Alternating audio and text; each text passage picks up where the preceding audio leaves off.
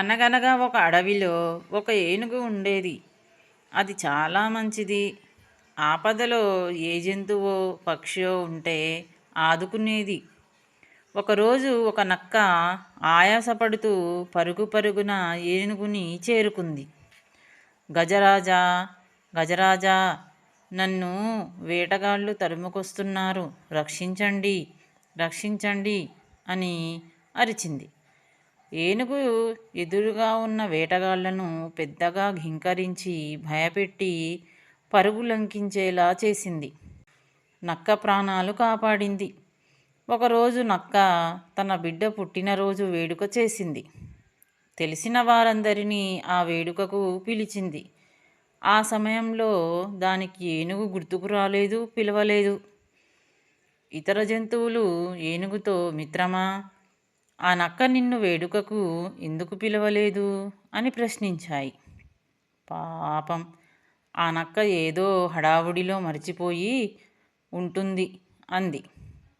మరో రోజు ఏనుగు తోటి మిత్రులతో ఉండగా నక్క పరుగెత్తుకుంటూ వచ్చి, గజరాజా, గజరాజా, నా బిడ్డకు ఆరోగ్యం బాగోలేదు, ఎంత లేపినా కళ్ళు తెరిచి చూడటం లేదు అని మొరపెట్టుకుంది.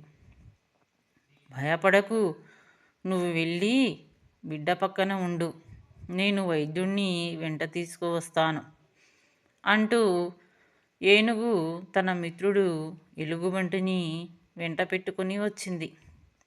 పసరుమందులు, పండ్లు ఇచ్చి నక్క బిడ్డ కోలుకునేలా వైద్యం చేయించింది. ఇంకో రోజు తన మిత్రులతో నక్క ఉండే గుహ మీదుగా విహారానికి వెళ్ళింది ఏనుగు. దారిలో ఉన్న చిన్న పెద్ద జంతువులు ఏనుగుని చిరునవ్వుతో పలకరించాయి. గజరాజు రాక తెలిసి అనేక పక్షులు చెట్ల మీద కిలకిలమని హర్షం వ్యక్తం చేసి ఆహ్వానించాయి. నక్కకు ఏనుగు రాక తెలిసినా కనీసం గుహలోంచి బయటకు కూడా రాలేదు. బద్ధకంగా గుహలోనే ఉండిపోయింది.